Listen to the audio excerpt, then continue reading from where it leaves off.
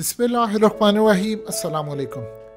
दुनिया के अंदर इस वक्त फेसबुक डाउन है, व्हाट्सएप डाउन है, इंस्टाग्राम डाउन है। आप सब सोच रहे होंगे कि जो स्टोरी आपको फेसबुक या व्हाट्सएप इंतज़ामिया ने या इंस्टाग्राम इंतज़ामिया ने बताई, आउटरीच का मसला हो, टेक्निकल इशू हो, सारी दुनिया ने ये स्टोरी मान ली कि हाँ ये मसला है। असल कहानी कुछ और है। पूरी दुनिया के अंदर फेसबुक डाउन है, पूरी दुनिया के अंदर इंस्टाग्राम डाउन है, व्हाट्सएप डाउन है। लोग इस वक्त ज़हनी मरीज बने हैं क्योंकि ये एक राब्ते का जरिया था।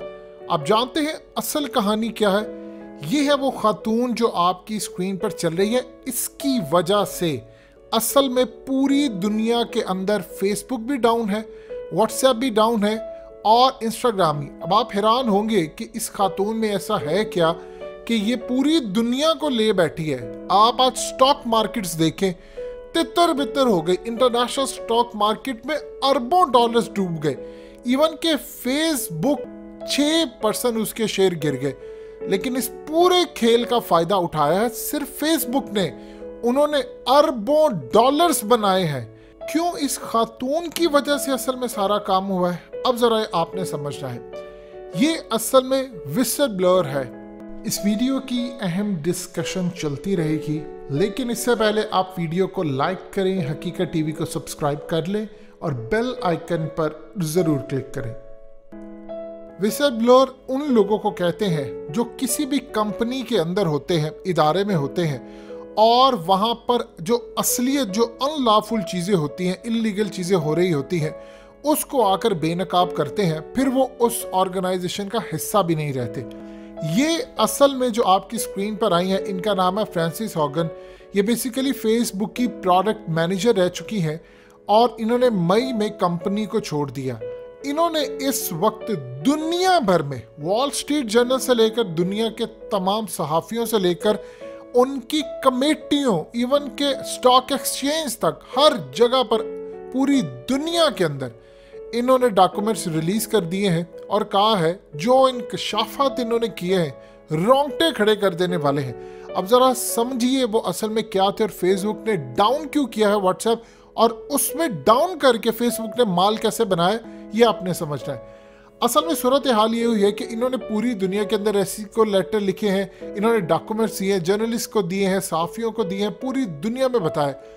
इन्होंने इंकशाफ किया है कि असल में फेसबुक पूरी दुनिया के अंदर लोगों को ज़हनी मरीज, पागल बना रहा है। क्यों बना रहा है? उसने कहा कि असल में पूरी दुनिया के अंदर हेटफुल, नफरत आमेज कंटेंट, तमाम चीज़ें आप जब फेसबुक यूज़ करते हैं उसका एल्गोरिदम इतना ज़्यादा अजीबोगरीब है, आर्टिफिशियल इंटेलिजेंस, कि जिन चीज़ों से आप नफरत करते हैं, फेसबुक का आर्टिफिशियल इंटेलिजेंस आहिस्ता आहिस्ता आपके बिहेवियर से चीज़ें देखता है, नोट डाउन करता है, उसको पता चल जाता है कि आप क्या चीज़ पसंद करते हैं, क्या नहीं।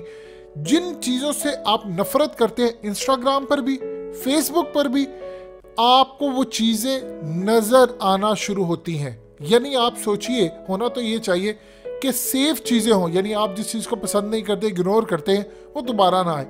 लेकिन उसने कहा कि हेटफुल स्पीच, यानी मज़हब के खिलाफ स्पीचेस हो, नफरत अमेज कंटेंट हो, जो गुस्सा दिलाए, जो आपको ज़हनी मरीज बनाए, आपको हर चीज़ में रिएक्शन देने पर मजबूर करे, वो आपके सामने आती है। अब मिसाल इसकी ले लें क्या है। अब आप ज़रा गौर कीजिए कि अफ़गान तालिबान के बारे में कोई पोस्ट आए तो पूरे का पूरा पेज उड़ा दिया जाता है। ज़बीहुल्लाह मुजाहिद ने यह बात कही थी कि फेसबुक ने हमें बैन किया हुआ है। किन को बैन किया हुआ है? जिन पर अमेरिका ने ड्रोन्स 20 साल मारे, उनको बैन किया, जिनके लाखों लोग शहीद कर दिए।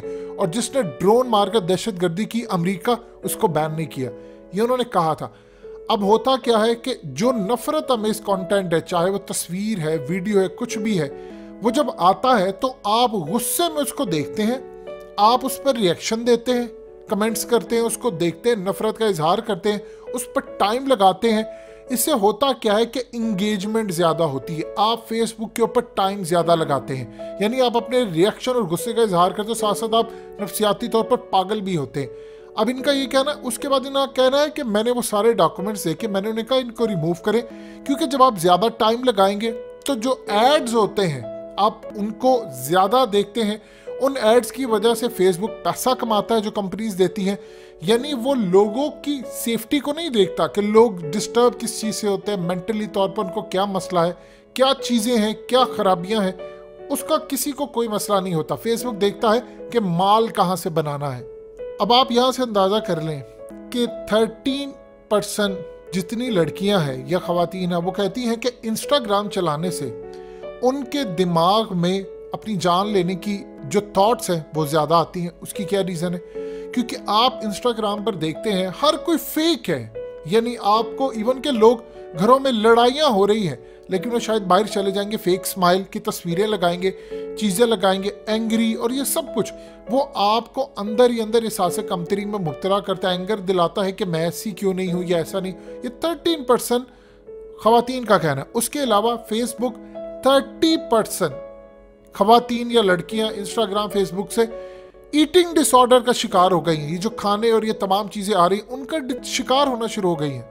अब ये खातून बताती हैं कि जितना ज़्यादा इंस्टाग्राम से वो देखती हैं, सांसें कमतरी का शिकार होती है, वो डिप्रेस होती है, वो मज़ीद ऐप चलाती हैं। जितनी वो ज़्यादा ऐप चलाती हैं फेसबुक को उतना ज़्यादा, देखिए होता क्या है, आपने कभी न्यूज़ देखी है? न्यूज़ पर आपको क्यों ख़वातीन ऐसी मिलती हैं जिनके गले में दुपट्टा नहीं होता, जिस्म उनका उभरा होता है, उनके बॉडी पार्ट्स नज़र आ रहे होते हैं। असल में पाकिस्तान समेत दुनिया भर में ये कॉन्सेप्ट चलता है। होता क्या है कि नीचे टिकर चल रहे होते हैं, लोग आवाज़ बंद करके भी सिर्फ उस खातून को देख रहे होते हैं।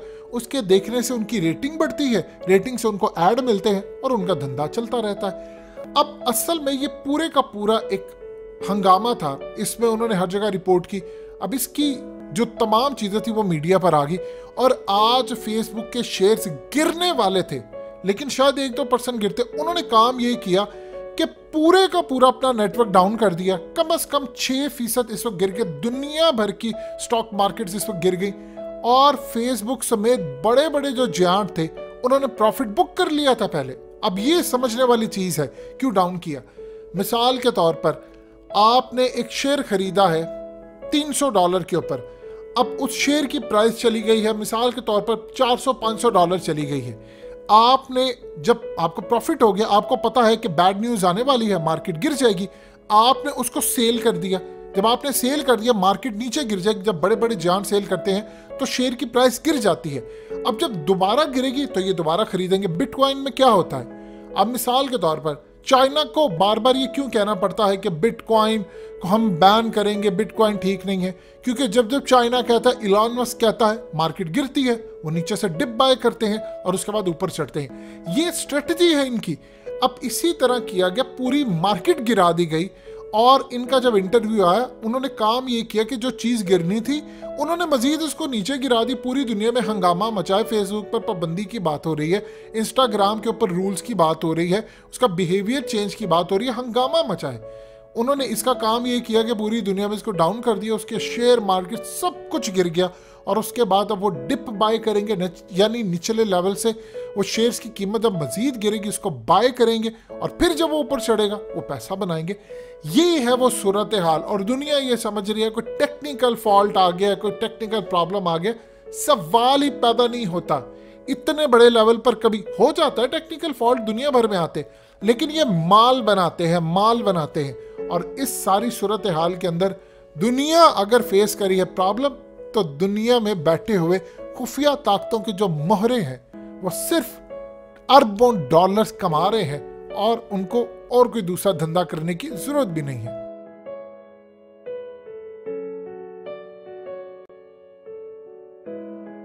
हकीकत टीवी को सब्सक्राइब करना मत भूलें, वीडियो को लाइक करें, शेयर करें और कमेंट सेक्शन में अपनी राय का इजहार जरूर करें।